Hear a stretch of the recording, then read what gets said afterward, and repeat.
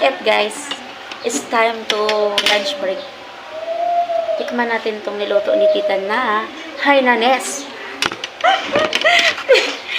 Okay, let's eat.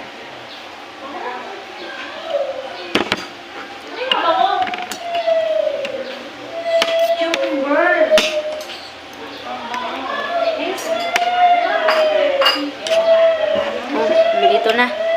Andiyan na rin siguro sila. May ulam. Yeah?